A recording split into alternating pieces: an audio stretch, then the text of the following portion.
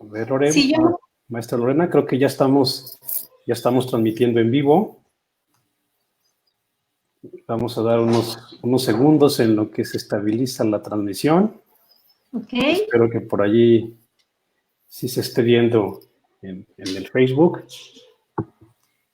Y que bueno, que los visitantes nos puedan visitar y ver Así es. correctamente. Sí.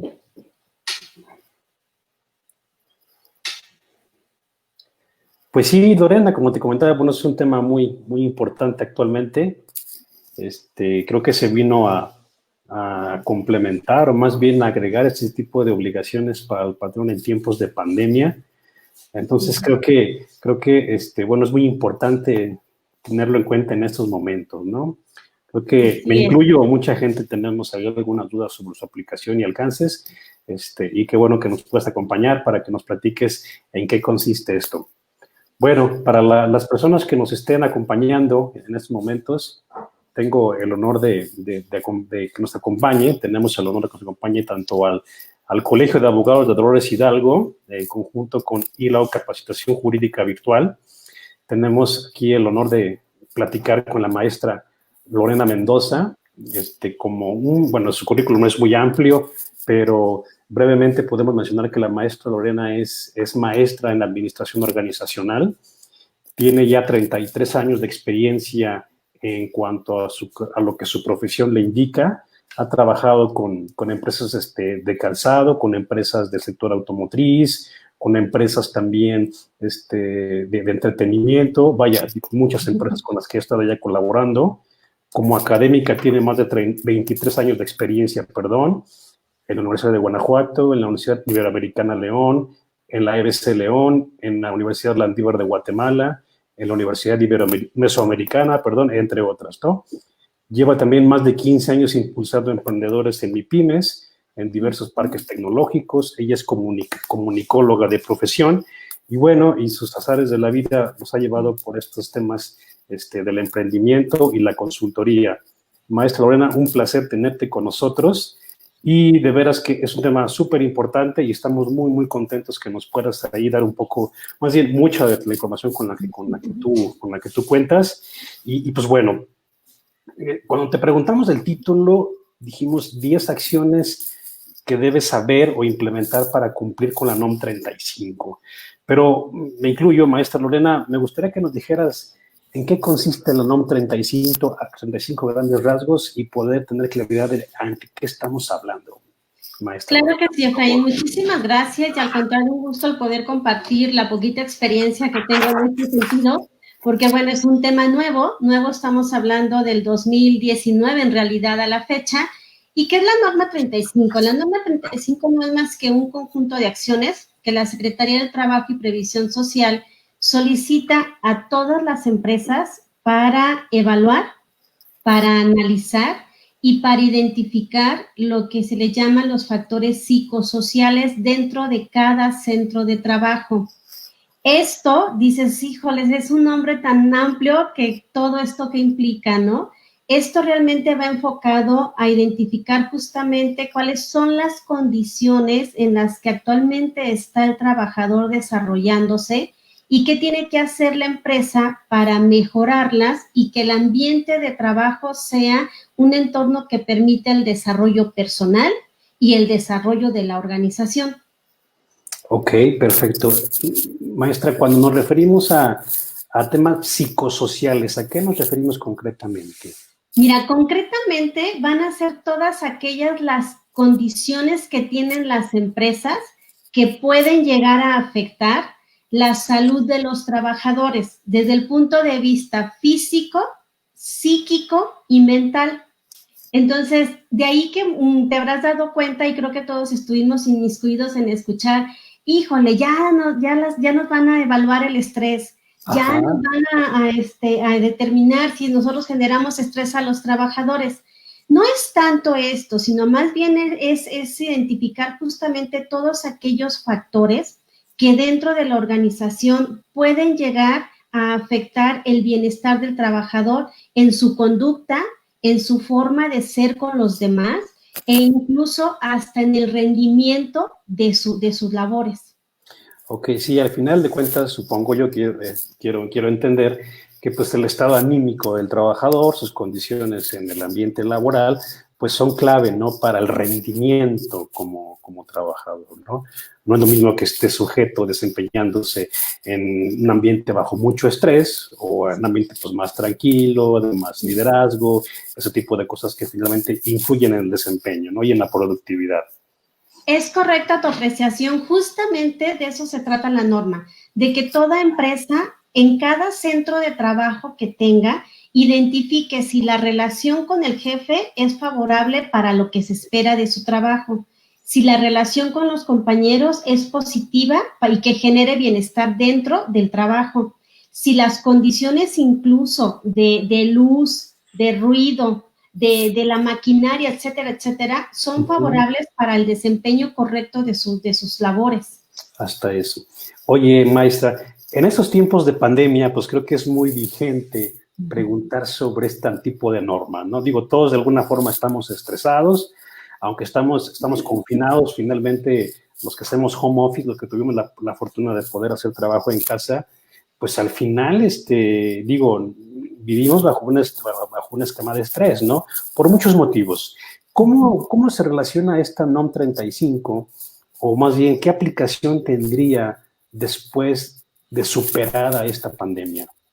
Mira, es una pregunta excelente que me haces. Y justamente hoy en la mañana platicábamos al respecto y me decían, es que las empresas ahorita no están pensando en la norma 35. Exacto. Las empresas ahorita están pensando en ver cómo vamos a sacar adelante, cómo vamos a arrancar, cómo vamos a recuperar empleados, cómo vamos a pagar, etcétera, etcétera. Y yo les digo, hoy más que nunca, incluso antes de que arranques, tú tienes que trabajar en la norma 35. ¿Por qué? La norma 35 toca algunos rubros, por ejemplo, flexibilidad en los horarios. Hoy día los trabajadores ya no van a regresar en el mismo horario, ni con las mismas condiciones de trabajo, ni de relación jefe, ni de relación compañeros, ni de horario, ni de instalaciones, ni de cómo vas a registrar tu entrada y tu salida. Hoy las condiciones van a cambiar rotundamente. Entonces, hoy más que nunca la norma 35 recobra importancia porque la organización tiene que reorientar y que reestructurar todo, absolutamente todo. Entonces, si la norma 35 te dice que dentro de una de las acciones que tú tienes que considerar para el bienestar de los trabajadores es un horario flexible, ahora tienes que diseñar cómo van a ser los horarios de tus trabajadores, puesto que no los vas a tener en una jornada normal. Es más, hoy día las empresas ni siquiera van a regresar con el 100% de su plantilla. Van a regresar con días, unos días van a estar físicamente en la empresa, otros días van a seguir haciendo home office, ¿sí? Entonces, esto es bien importante. La norma 35 te va a ayudar incluso a reorganizar tu empresa, a reorganizar cada centro de tu empresa. Y hago mucho hincapié en centro de trabajo, Efraín, porque hay mucha confusión también al respecto. A ver, yo tengo un corporativo con diferentes áreas corporativas en este edificio, pero tengo 3, 4, 5 sucursales. ¿Tengo que evaluar a mi corporativo y a todas mis sucursales de una misma manera? No. Si en una sucursal tú vas a tener, por ejemplo, 3 trabajadores y en tu corporativo tienes más de 50 trabajadores, la forma de identificar o el nivel de riesgo psicosocial va a ser diferente. Por ahí la norma nos indica el famoso uso de las guías. Muchos ya hemos escuchado que la guía de referencia 1, la guía de referencia 2, la guía de referencia 3, y cuál aplica para cuál. Entonces, cada una tiene su aplicación dependiendo del número de los empleados, pero lo cierto es que justamente la norma ahorita recobra mayor importancia porque tienes que reestructurar incluso hasta funciones, tienes que reestructurar organigrama, tienes que reestructurar jornadas de trabajo, etcétera. Sí. Hace poquito, en estos días, estaba viendo la noticia de que, por ejemplo, la empresa Twitter, pues se dio cuenta de que el 100% de sus empleados que tenían ahí en las oficinas corporativas pueden trabajar justamente desde casa. Entonces ellos ya no van a regresar a trabajar de manera tradicional, sino que lo van a hacer de modo home office, ¿no? Seguramente, bueno, esta norma, y yo creo que también en el contexto global, va a orillar a las empresas, a los gobiernos, tal vez a tomar esquemas un poco parecidos a los de países desarrollados, ¿no? Que recortaron su jornada laboral, los días laborales los bajaron de 5 días a 4 días en algunos casos. Entonces, me suena que pues por ahí también puede la tendencia, ¿no? Derivado de esta pandemia que fue como el detonante para el cambio de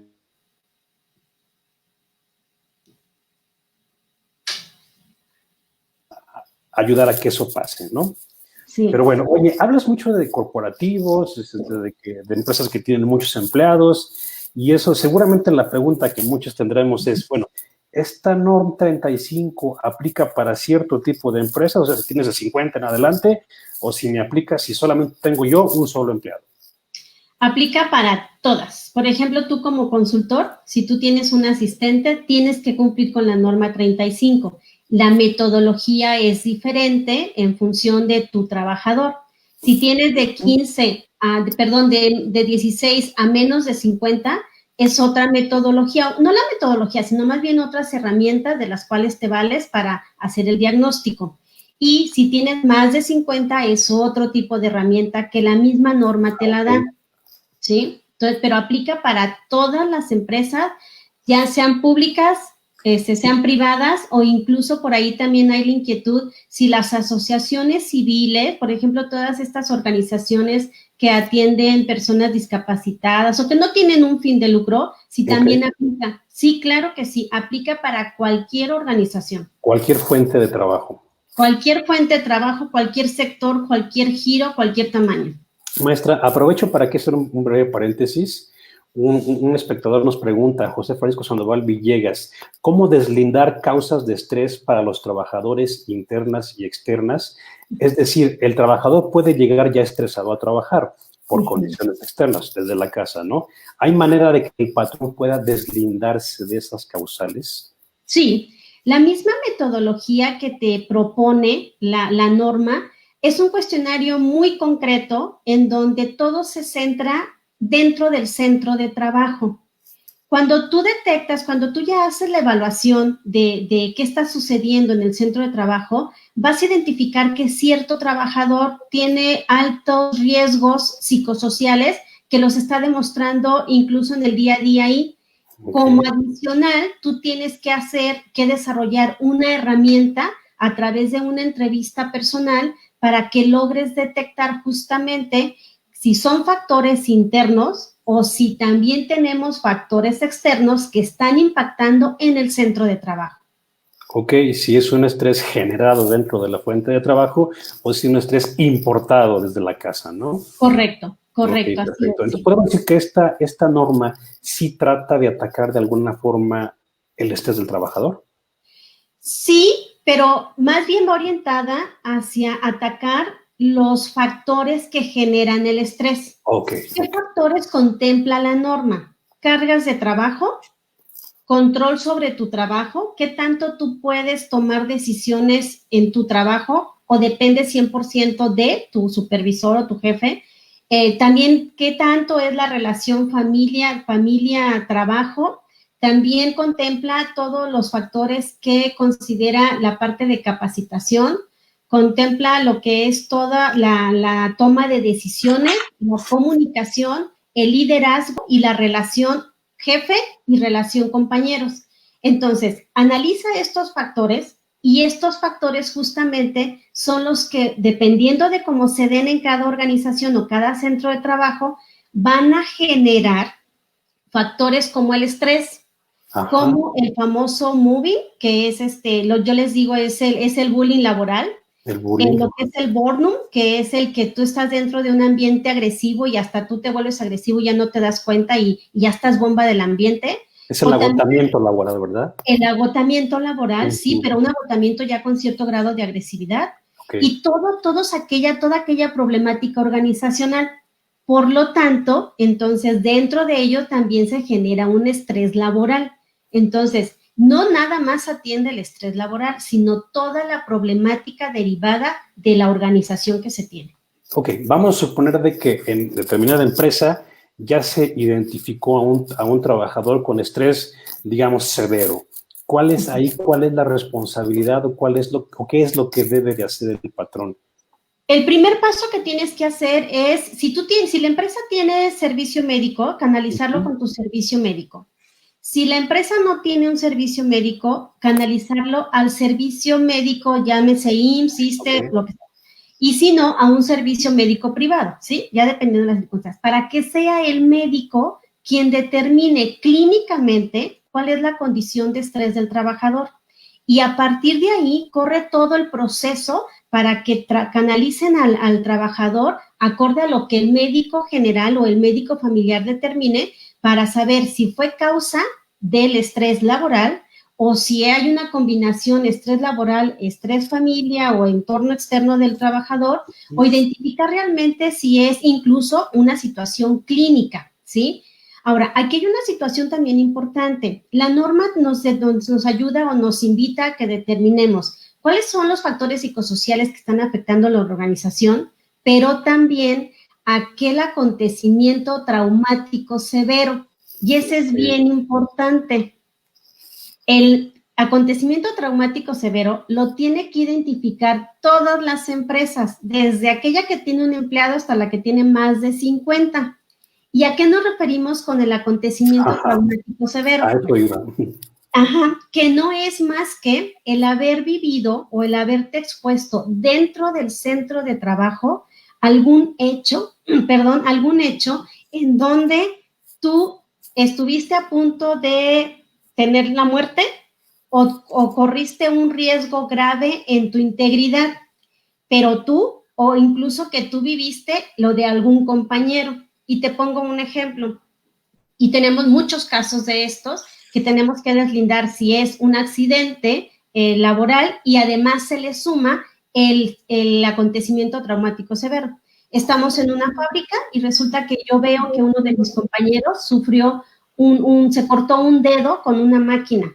Para mí ya fue impactante. Eso es un acontecimiento traumático severo que yo viví de un tercero. Eso también lo tiene que atender la norma 35 y la empresa. Y también lo tiene que atender clínicamente como un accidente de trabajo, ¿sí? O sea, ok, como una vía, digamos, desde el punto de vista de obligación laboral, por el accidente de trabajo, pero además como una disposición de carácter administrativo, ¿no? Entonces ahí se incrementan también con esta norma, digo, para bien, se incrementan las obligaciones patronales, ¿no? Claro. Ya no nada más es la obligación física, sino psíquica y social. Sí. Bueno, dicen que ahora el tema ¿cómo se llama? Del estrés y de la depresión, pues son factores que detonan muchas enfermedades, ¿no? Entonces, seguramente, pues bueno, tendrán mucho trabajo, mucho que hacer los patrones. Y yo creo que una pregunta razonable, muy razonable sería, si yo en mi centro de trabajo, si no hago caso a lo que esta norma dispone, ¿pudiera yo ser demandado por un trabajador mío, Lorena? Bueno, yo sé que no eres abogada, pero estás muy versada en el tema. ¿Un trabajador me pudiera demandar por no cumplir con la norma, con esta norma? Bueno, no te puede demandar por no cumplir con la norma. Te pudiera demandar por estar siendo afectado por algún factor psíquico o social dentro de mi trabajo. Es decir, si a lo mejor mi jefe tiene una relación conmigo tóxica, me grita, me exige más de mi horario, me exige con más carga de trabajo, entonces eso sí yo puedo demandar como trabajadora a la empresa. Y corre todo un proceso como si fuera una demanda laboral, ¿sí? Y ahí los abogados especialistas se meten en todo ese rollo. Los laboralistas, así es, ya sí existe esa posibilidad de que el trabajador, porque, oye, me estás dando mucho más trabajo de lo que a mí me corresponde, me estás exigiendo quedarme a trabajar más horas de lo que a mí me corresponde, me estás gritando, te estás dirigiendo conmigo de una manera déspota, etcétera. Eso sí lo puede demandar el trabajador. Ok, perfecto, Lorena. Oye, ¿y cuáles son los riesgos psicosociales que pudiera experimentar un trabajador en su fuente de trabajo? Como los que te acabo de explicar, por ejemplo, el maltrato del jefe hacia el subordinado. Ajá. Aunque no me lo creas, el bullying de los compañeros hacia ti, eso también es un factor psicosocial, ¿sí? También la parte de que a mí me prohíbas, por ejemplo, yo como mujer, que me prohíbas asistir a un evento de mi hija que es muy representativo para mí. Ajá. Incluso también para el hombre, ¿sí? Si el papá, si Claro. el hombre tiene que asistir a un evento del hijo y la empresa no lo deja, eso también es un factor, está violando un factor psicosocial del trabajador. Por ejemplo, lo que es la cuestión de no hacer o de no propiciar acciones de interrelación familia-trabajo. Este es un punto muy importante porque es la primera norma que atiende este punto, el tratar de equilibrar la relación familia-trabajo. Entonces, por ejemplo, y yo tengo casos así de clientes, ¿no? Oye, es que yo nunca he hecho ningún convivio de fin de año. Nunca he hecho un reconocimiento a mis trabajadores. Tengo 30 años trabajando y nunca les he reconocido que fue el más puntual, que fue el que me cumplió metas, etcétera. Eso es la falta de atención a un factor psicosocial. Es más, se va también hasta nunca me han dado ningún tipo de capacitación.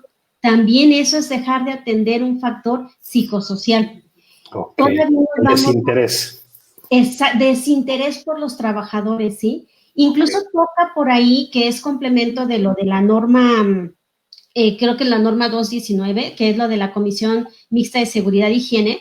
Por ejemplo, si tú en el ambiente, en el lugar donde el trabajador está, no le haces una limpieza diaria, y hoy día toma mucho más importancia, claro, la limpieza diaria, el sacudir, el sacar la basura, el que se perciben olores malos porque hay trastes sucios y demás dentro de ese entorno, eso es dejar de atender un factor psicosocial. Entiendo. Oye, Lorena, y bueno, está muy de moda, no me dejarás mentir, o más bien es un tema recurrente, el famoso acoso sexual. ¿Este fenómeno está regulado por esta NOM 35? No. La NOM 35 no regula, no valida, no evalúa, no detecta acoso sexual, solamente acoso laboral. Eso sí está súper limitado al acoso laboral. Ok, entiendo. Oye, yo investigando me topé con un documento que se supone que los patrones deben de tener, que se llama Política de Prevención de Riesgos Psicosociales. ¿Me puedes platicar un poquito de qué se trata esta política? Claro que sí, es un tema bien interesante porque a todos los patrones les espanta, ¿eh? Claro. La política de prevención de riesgos psicosociales no es más que el conjunto de principios que el patrón debe de externar hacia los trabajadores con la finalidad de propiciar un ambiente organizacional favorable. En pocas palabras, ¿qué es? Es escribir todos esos principios donde tú dices, en esta empresa estamos a favor de la no violencia laboral, en esta empresa estamos a favor de horarios flexibles, en esta empresa estamos a favor de una mejora continua a través de programas de capacitación, en esta empresa estamos a favor de la integración familiar. Es justamente como que el decreto, la motivación de la empresa para un buen ambiente de trabajo. Pero ojo, aquí yo he entrado en mucha disyuntiva, tanto con mis clientes como con lo propio que establece la norma, porque la norma dentro de las primeras obligaciones que le pide al patrón, que incluso esto se debió de haber cumplido desde el 2019, es que defina su política de prevención de riesgos psicosociales. Pero ¿qué pasa? Te dice la misma norma, acorde a la condición de la empresa. Claro. Entonces, para que tú puedas diseñar una política de prevención de riesgos psicosociales acorde a la empresa, ¿yo qué les he recomendado a mis clientes? Primero, obtén tu diagnóstico de cuál es el nivel de riesgo que tienes, porque si no, vas a escribir una norma lindísima en donde tú vas a decir que todo es dulzura aquí en la empresa, pero no vas a poder cumplir con ello. La norma te dice que tienes que cumplir. Dentro de tu norma, de tus políticas de prevención de riesgo, tienes que tener claro la prevención de riesgo psicosocial, la prevención de violencia social y la promoción de un entorno organizacional favorable. Entonces, al momento incluso de que yo he vivido la experiencia de ya una vez que hicimos el diagnóstico, presentamos la propuesta de los principios de esta política y dicen, y todos los tres patrones que yo he tenido la vivencia, dicen, ¿y cómo voy a cumplir esto? Porque son compromisos que asume la empresa que tiene que cumplir porque la norma le da seguimiento a lo que fue tu diagnóstico, las mejoras que propones y lo que se está viviendo realmente de mejora, ¿sí? Ok, oye, entonces entiendo que esta política, digo, no es algo que si bien tiene algunos temas, algunos puntos que debe contener, pero no es una política genérica, ¿no? Entonces, por lo que me comentas, debe ser un traje a la medida de cada empresa, porque el riesgo, los factores psicosociales, pues van a ser muy distintos de una empresa zapatera de León a una empresa de cerámica de aquí, de Dolores Hidalgo, ¿no? Entonces, ¿y cómo, qué debes hacer como un análisis, una especie de auditoría interna, o qué debes hacer para poder diseñar tu política, para identificar esos riesgos psicosociales? Lo que te dicta la norma te dice que tienes que aplicar prácticamente 2 cuestionarios. Okay. Lo que es la de acontecimiento severo, traumático severo, es la guía 1, lo que le llama la guía 1 la norma, y dependiendo del número de trabajadores, aplicar la guía 2 o la guía 3, que son cuestionarios justamente que te permiten, bajo la misma metodología que te diseña la norma, justamente evaluar, identificar, analizar y evaluar qué nivel de riesgo tiene tu empresa. Y derivado ya tú aplicas estos cuestionarios a todos los trabajadores, o bueno, de más de 50 te pide una muestra nada más, ¿sí? De menos de 50 y hasta 15, pues prácticamente es todos. Entonces, ya una vez que tú haces este levantamiento de información, tienes tu diagnóstico. La misma norma te da un semáforo de tu riesgo es nulo o tu riesgo es muy alto, ¿sí? Y dependiendo de cada nivel de riesgo que te determina por la misma ponderación que te da la norma, te dice o te da la recomendación general de lo que debes de hacer. Y en la vida real, ya así que puesto en marcha, ¿qué tienes que hacer? Un programa de mejora para si tú estás en un nivel de riesgo muy alto, pues lo bajes mínimo al alto. O si estás en un nivel medio, bájalo al nulo. Pero esto implica, una vez de que tienes el diagnóstico, haces tu programa de acciones de mejora y hay que dar seguimiento a todo esto. Y eso me lleva a pensar de que es una norma una política que va a ser muy dinámica, ¿no? Va a ir conforme se haga más compleja la operación de la empresa, conforme vaya creciendo o incluso disminuyendo el tamaño de la empresa, más o menos trabajadores. Vaya, un documento que no va a ser estático, sino se tiene que actualizar conforme a las propias condiciones de la empresa y además, ¿no? Factores externos, como lo comentaban, de los propios trabajadores. Definitivo, tan es así que te digo, yo lo estoy viviendo en carne propia. El programa que se diseñó para arrancar en las empresas en 2020 de mis clientes, hoy día ya no aplica. O sea, lo tenemos que reestructurar en base a las nuevas condiciones.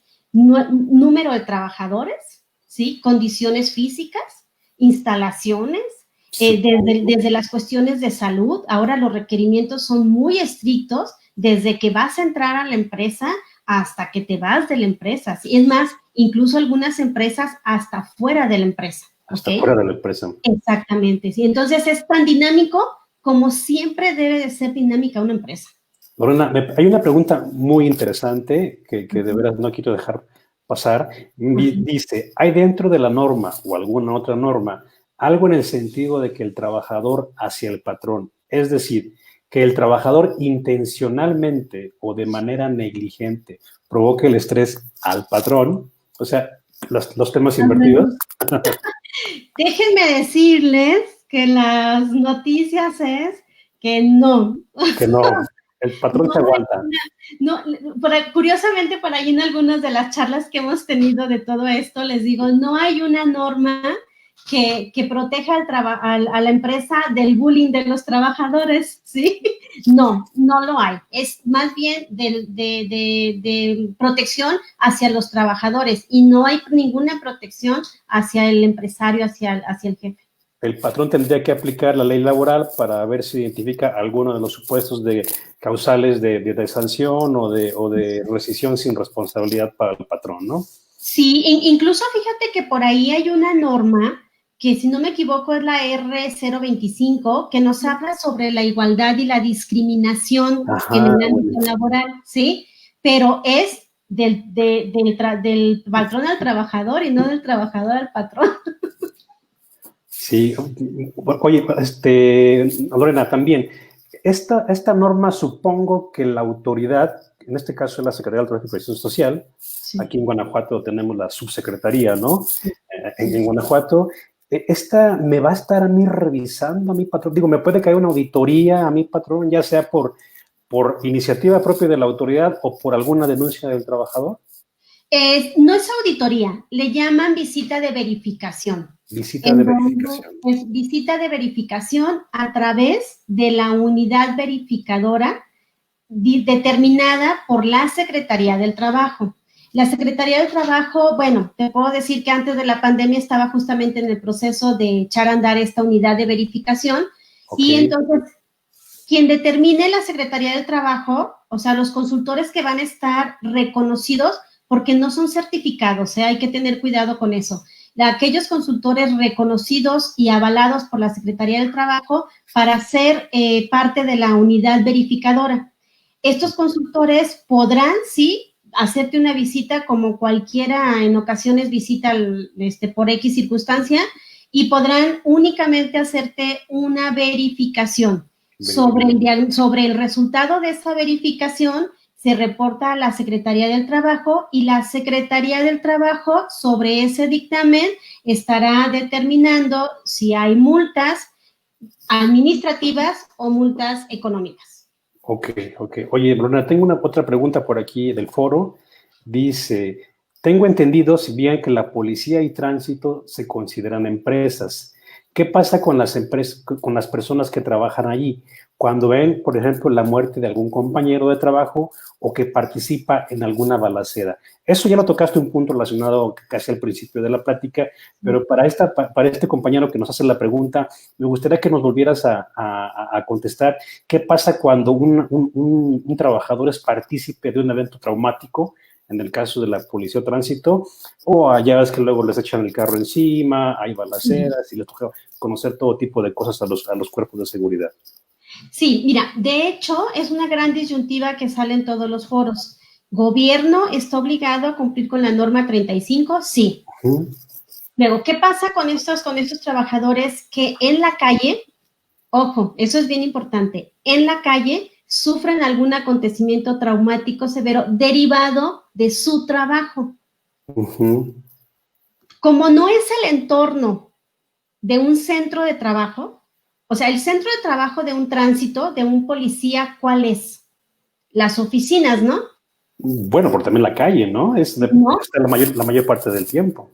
No, esa es la disyuntiva en donde ahí los abogados se están peleando por eso. Porque el centro de trabajo se define como las instalaciones en donde físicamente realiza su trabajo la persona, ¿sí?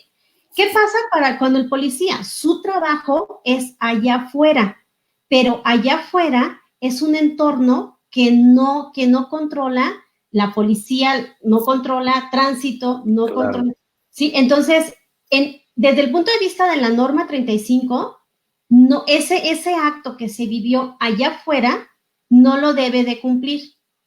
No lo debe de atender. Yo que les comento a mis clientes, tenemos muchos casos, por ejemplo, un chofer de tráiler, ¿sí?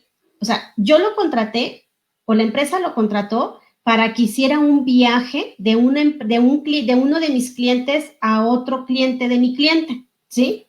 ¿Qué pasa cuando sufre un accidente en carretera o en el trayecto?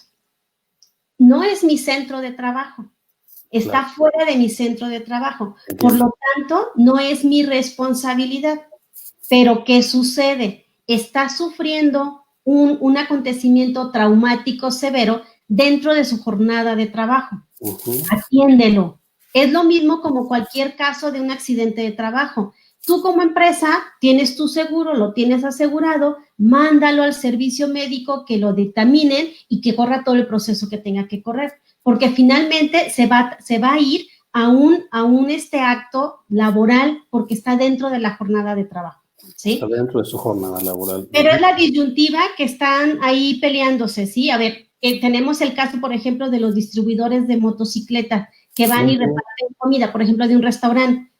Tú tienes un accidente, no es el centro de trabajo, lo vivió en la calle, pero fue dentro de su jornada de trabajo. ¿Sí? Entonces, ahí ya entran muchos preceptos, tanto legales como también morales por parte del empleador, ¿sí? Entonces, digo, no te cuesta nada identificar cuál fue el grado de ese acontecimiento traumático y darle seguimiento como cualquier otro proceso de atención de salud del trabajador. Y eso me lleva a las medidas, acciones de control. Sí. Totalmente. De hecho, la norma tiene que, todo lo que implica la norma, lo que te pide la norma es que hagas un programa de mejora que implica medidas y control. Y este programa es justamente lo que te decía, tiene que atender todos los rubros de factores psicosociales, desde lo que son cargas de trabajo, horarios flexibles, equilibrio familia-trabajo, capacitación, reconocimiento. Todo esto es un programa. Aquí tienes que determinar tú medidas y controles. Perfecto. Algo muy concreto. Si tú saliste en un nivel de riesgo medio, en donde el factor más importante es falta de control en mi trabajo, ¿qué quiere decir? Como una actividad de mejora, tú tendrás que determinar hasta dónde puede tomar decisiones un trabajador para que sienta que él está controlando sus actividades. Pero también lo tendrás que medir. Yo te doy esta autoridad, te hago responsable de esto y tú me tienes que dar estos resultados. Cuando vuelvas a analizar tu norma o aplicar tu evaluación, tendrás que haber mejorado esa percepción del trabajador de que ya tuvo mayor control sobre su trabajo. Perfecto. Entonces, ya para ir cerrando, nos quedamos de con que esta norma aplica en menor o mayor medida para cualquier tipo de empresas, independientemente del tamaño. También aplica para el sector público, para el sector privado. Que pueden hacer auditorías, exactamente, o bueno, las visitas de verificación, que eso puede incluso detonar o devenir o resultar una multa, ¿no? Por incumplimiento de la norma. Sí. Me queda claro que pues, para el tema del sector privado, pues el patrón tendrá que absorber el costo de la multa o de la infracción, y en el sector público, bueno, ahí se complica un poquito más la cosa, ¿no?